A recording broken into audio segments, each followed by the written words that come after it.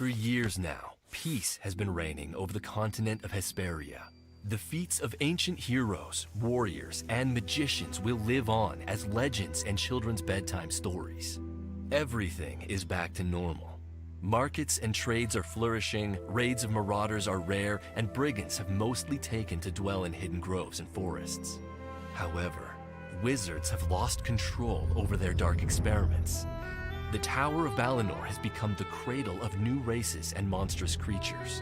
They now roam free in the lands of Kael'Senar and beyond. Leon, a powerful wizard withdrawn to the shadows, belongs to this world. Leon plans to carry out his obscure designs and bring back the darkness of his own past. He had studied at Balinor under the great wizard Raymond until he decided to take his own path. Leon would never forget the people who helped him survive when he was but a boy, age 6, just as he will never forget who took him away from his family, from everyone dear to him, and from his kingdom.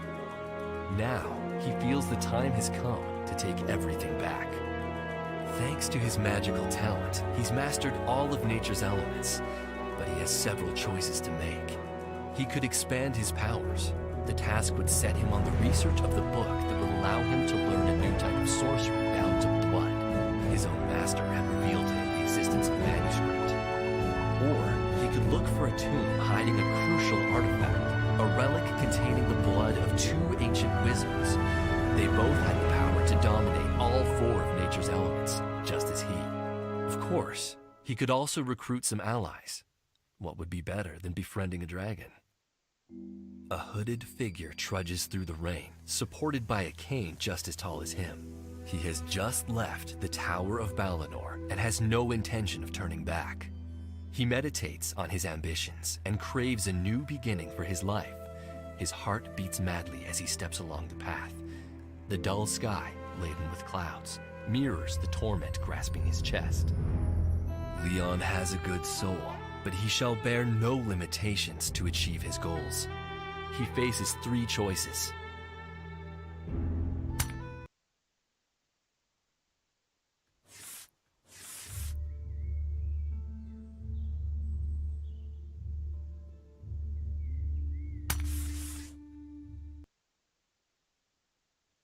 Leon enters the Rulath Forest, an area that has long served as the home of several outlaws. Reminiscent of his mentor's stories, he remembers that the tomb of Hesperia, the magician who had protected him as a child, should be here. The tomb guards a medallion containing the blood of 2 wizards who, like him, were able to control all 4 elements of nature. He must have it. Thanks to the instructions in the Blood Magic book, he will uncover the secrets that will allow him to fulfill his claim to power. Leon explores the darkest nooks, looking for telltale signs.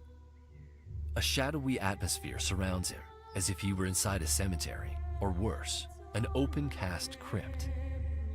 An ill feeling rushes through him, such as he has never felt in his entire life. After wandering for several hours, Leon finds 2 tombs. They are both just simple mounds of rock, with no apparent markings. However, opening the wrong one might wake up the dead. He examines the tombs more closely and finds a detail he hadn't noticed before. The first tomb seems to have some old, small, clotted blood stains, while the other displays normal signs of wear due to the effects of time.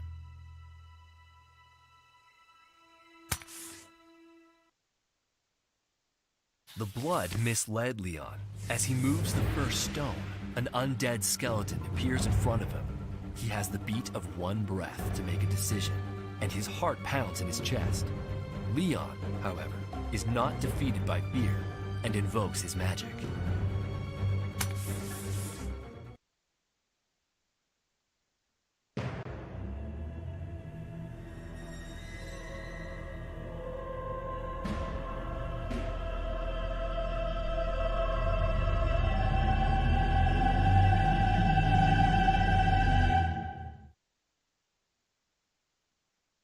The skeleton crumbles to the ground and dissolves, but a cloud rises from the bones. It takes a screeching and ghostly shape. It's a banshee, a witch of nightmares.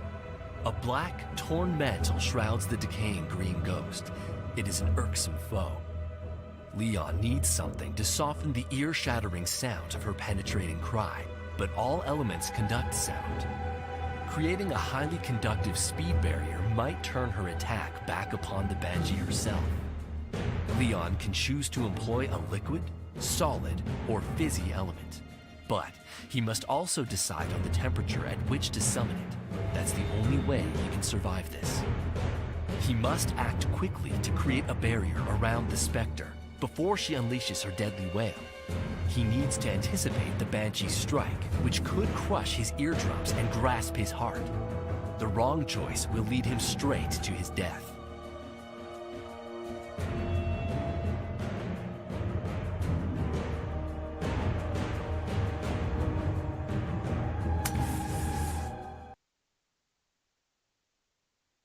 His barrier wasn't very effective. The Banshee's cry is powerful enough to break through the magic wall and hurls him to the ground. The wizard covers his ears, but it's useless. The ghostly scream pierces his skull. His cry joins in with the Spectre's as he feels his brain pulsing together with his temples and head. Leon's skull explodes, blood and brain matter pouring into the ground.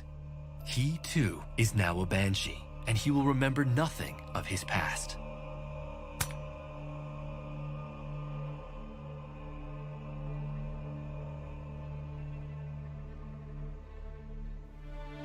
The skeleton crumbles to the ground and dissolves, but a cloud rises from the bones. It takes a screeching and ghostly shape. It's a Banshee, a witch of nightmares. A black, torn mantle shrouds the decaying green ghost. It is an irksome foe. Leon needs something to soften the ear-shattering sound of her penetrating cry, but all elements conduct sound, creating a high... The wizard remembers that sound propagates faster through solids at high temperatures. He summons a granite wall encircled by a curtain of fire, which envelops the Spectre. Her cries are astounding, and Leon falls to the ground, covering his ears. Even though he made the right call, the Banshee is overwhelmingly powerful, and he is stunned all the same. As he stands back up, he sees there is no trace of the wall, nor of the Spectre. Leon is frightened, but he then remembers of Daragos Layar's blood oath sworn on Hesperia's tomb. The blood stains on the tomb are a mere consequence. He takes the silver pendant. The medallion is divided into 3 sections. 2 contain red liquid, whereas the 3rd is still empty, ready to receive more blood. Leon must now learn to master this type of magic. He's fascinated and can hardly wait.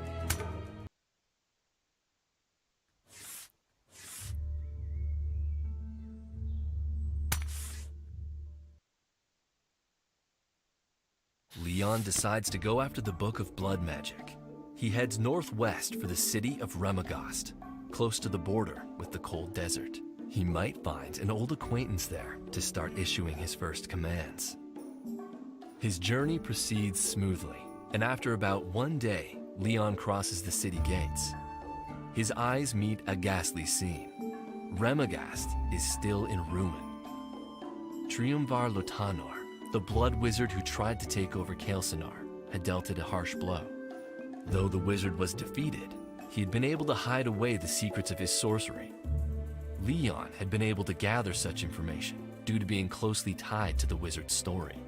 Their hearts were just as dark. He moves among the alleys of the city, heading to a tavern with a sign so badly faded that the name can no longer be read. He has the feeling that his man might be within those walls. The hall is crowded, and the noise is deafening. Nobody notices his entrance, save for a bald, pale head, which turns to face him. His pointed ears move as if they have a life of their own. Leon recognizes him right away and heads for the elf's table. Good day, Ankalimo. Good day to you, Leon. What brings you here? My design is moving forward, declares the wizard with ill-concealed pride. What do you need me to do? Head to Snelfos, gather the army, take the city, and ready yourselves to move against Balinor, Leon orders. Has the time finally come? Indeed. What are you going to do? Asks Ankalimo, intrigued. I will retrieve something which will render us invincible. No time to lose, then. We need to act now, declares Leon. Leon indulges in a night of restful sleep to restore his energy. After fleshing out the last details of his plan with Ankalimo, he resumes his journey to the north. First, however, he must carefully choose the enchantments he'll rely on. Triumvar Lotanor was able to bend all of nature's elements to his will, so he needs to be ready for any circumstance. As evening falls, the wolves' howls echo in the ominous landscape. The wizard comes across an imposing jet tower. Searching around the complex, he locates the door with surprising ease. Leon is skeptical. He had expected some sort of magical ploy to be hiding it. Perhaps all of Triumvar's enchantments were lifted upon his death. However, his sixth sense warns him that something isn't quite right. Examining the tower thoroughly, he finds the bones of a mouse. A trap appears to still be operational. Leon studies the corpse closely and analyzes the ground around it. He notices that the bones are broken and the soil seems to be overturned. The wizard must now choose which magic to use to safely enter the tower.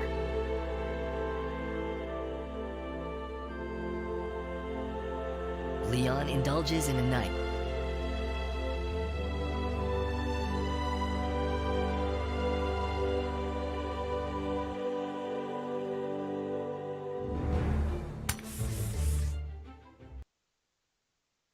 Roots suddenly spring up from the ground. They envelop Leon's legs, immobilizing him. The grip is brutal, and he fights to break free. Some of the limbs have separated from the bundle and have begun lashing at him. They pierce through him like spears. In a few moments, they have pitilessly crushed his body. Leon indulges in a night of restful sleep to restore his energy. After fleshing out the last details of his plan with Ankalimo, he resumes his journey to the north. First, however, he must carefully choose the enchantments he'll rely on. Triumvar Lotanor was able to bend all of nature's elements to his will, so he needs to be ready for any circumstance. Roots suddenly spring up from the ground. They envelop Leon's legs, immobilizing him. The grip is brutal, and he fights to break free. Leon indulges in a night of restful sleep to restore his energy. After fleshing out the last Roots suddenly spring up from the ground. They envelop Leon's legs, immobilizing him.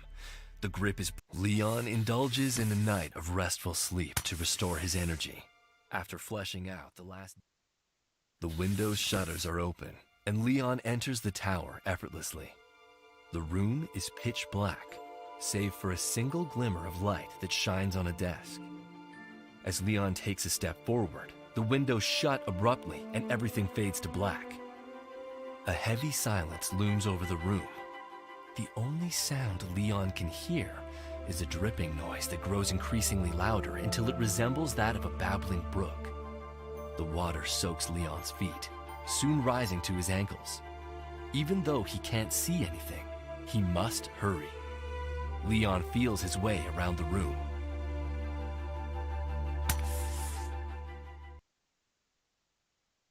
His magic doesn't work as he'd hoped. Unfortunately, Leon can't see anything in the room and conjures a random enchantment, which doesn't allow him to The window's shutters are open, and Leon enters the tower effortlessly. Searching the room, Leon finds an hourglass on the desk, the only object in the otherwise unadorned chamber. Leon tries to pick it up, but the base is fixed to the desk as a sort of lever device. The movement stops the water flowing in from above, and it starts to drain out through several nozzles that sit along the walls. Meanwhile, a door opens, pointing him towards a long and winding spiral staircase. It leads up to the top of the tower. Leon bolts in as the door shuts behind his back. This time, the room lights up completely.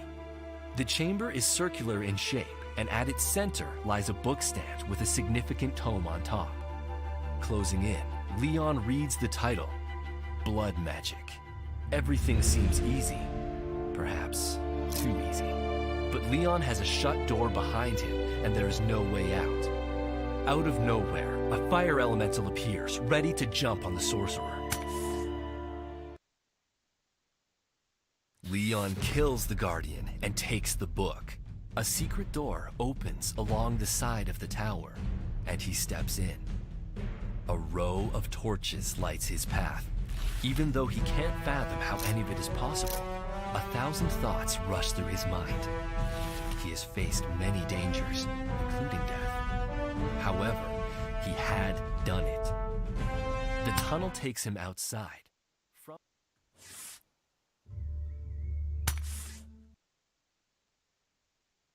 Without hesitation, Leon decides to head to Laganasan. The cold desert is an inhospitable region inhabited only by outlaws. Its border is marked by an imposing metal fence. No one has ever been able to climb over it. Several barracks are placed along it, evenly spaced, with hosts of soldiers. Each troop is numbered. The changing of the garrison takes place but once a year. A patrol sees Leon and stops him. They warn him against heading across the border alone. Leon tries to pull rank as a sorcerer, meaning to persuade them to let him through. Instead, the soldiers surround him and escort him to the highest-ranking officer. "And this say," one of the soldiers replies. "Talk then, or I'll lock you up."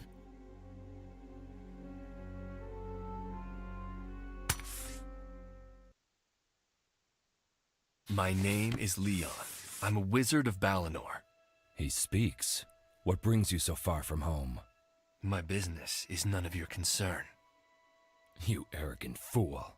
I'll have you whipped before I'll throw you in the cell. Now answer my questions. The captain of the guards is infuriated, and Leon doesn't like orders. The wizard must now decide whether to submit and start answering, or to attack.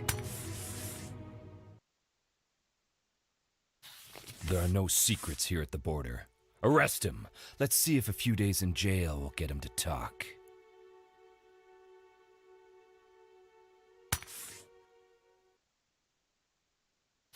Leon is outraged by the power play taking place. He decides to act upon getting rid of his audience.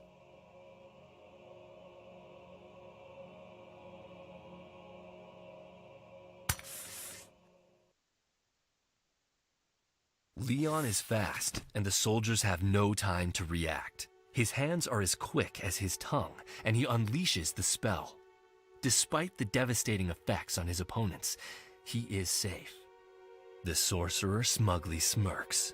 The maimed bodies of the foolish men lie on the ground, the smell of blood and guts beginning to taint the stale air of the barracks.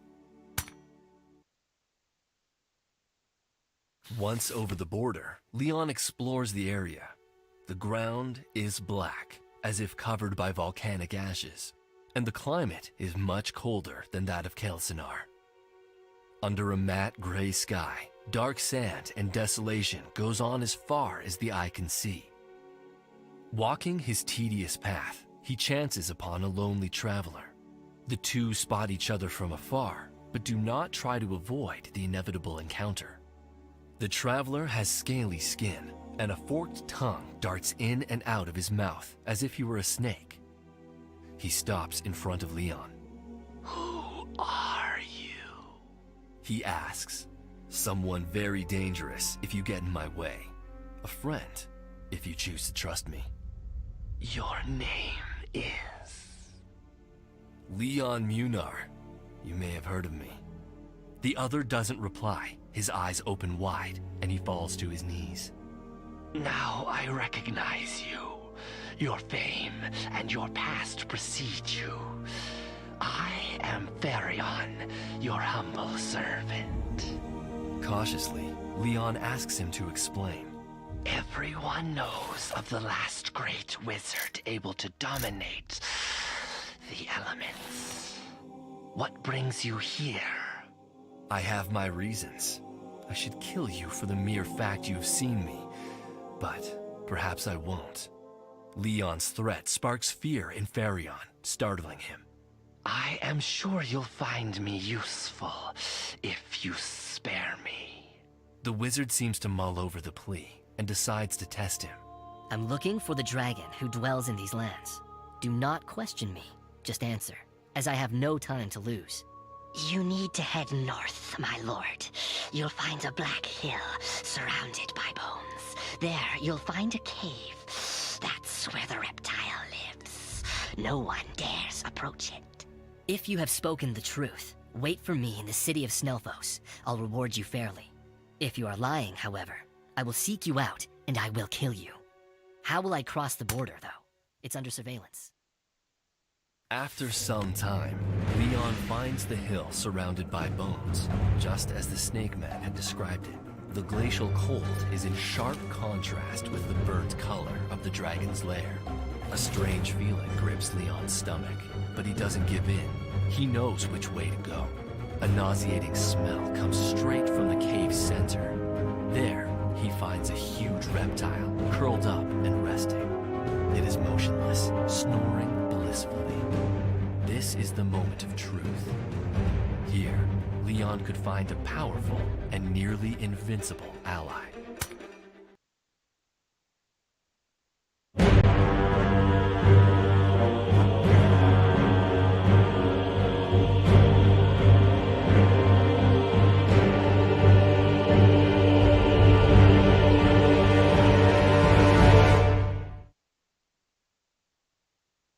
The wizard decides to step into the cave, and an eye is soon upon him. The dragon rises abruptly, spreading its mighty wings that take up the entire den. It roars and bellows a Flame upwards. The dragon is imposing. Next to it, Leon is merely an ant. Its back is covered in scales, while its belly resembles that of a snake, slimy and gross. Leon's gaze follows the coils of fire as they rise. He notices that the hill's ceiling is open to the skies, allowing the creature to come and go as it pleases. A primal fear grips the wizard's heart, but his determination prevails. The situation is critical, and he must act now.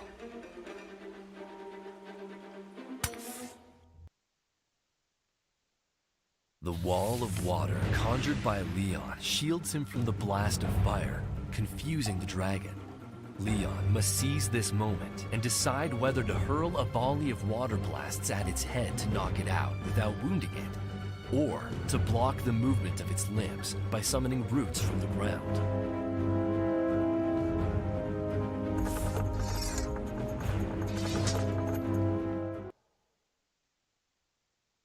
Leon's idea isn't a bad one. Despite its size, the animal can no longer move. This allows the wizard to enter the dragon's mind. As he tries this, however, the sorcerer notices that the strength of the beast's paws are allowing it to unravel the cage of roots. He needs to give up on his attempt to overpower the dragon's mind and find another solution quickly.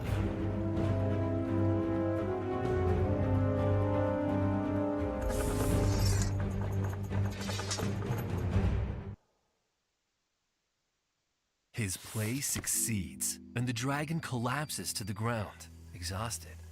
Leon approaches the reptile and lays a hand on its snorting snout. Leon gathers a state of utmost concentration as he was taught by the wizards of Amarin.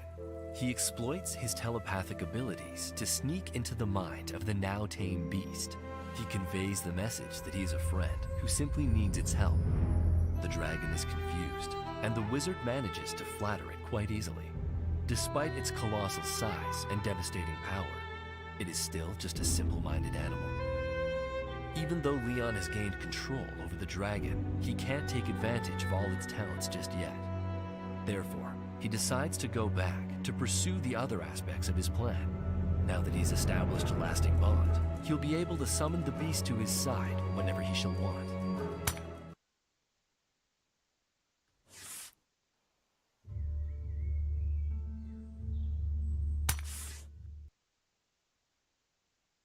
Several years have passed since Leon set out to seek his obsessions. His stubbornness resulted in a war for the conquest of Kael'Sinar. However, he has yet to acquire all the knowledge he needs to dominate the nation, and with time, the entire world. As part of Kael'Sinar has fallen under his heel, the resistance has risen to stop him. The head of the rebels has hidden in the Ismaran forest. He has called for a council to end the war and destruction wreaked by Leon. He is aware that people need a hero to inspire them if he is to gain back the trust that continues to falter day after day.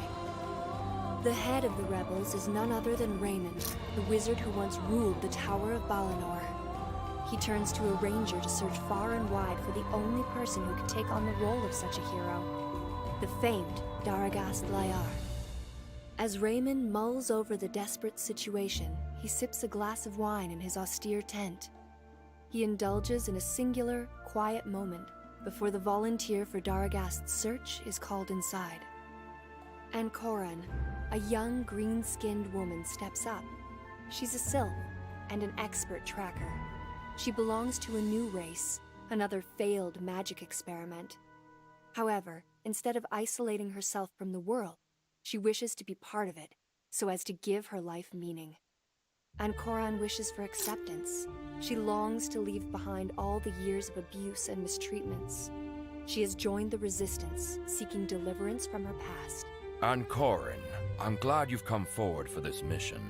I want to help the cause, Raymond. Sylph replies. Where do you suggest I begin? The most recent intel we have dates a few years back and comes from 3 different locations. You could try looking in the city of Akma, the forest of Rulath, or in Rost. Unfortunately, we can't tell which are trustworthy. I'll depart immediately, and Corin declares. I'll be eagerly waiting for your return. And Corin bows to Raymond and takes her leave to start packing for her journey. She needs supplies, weapons, and money. But first, she needs to choose where she's heading.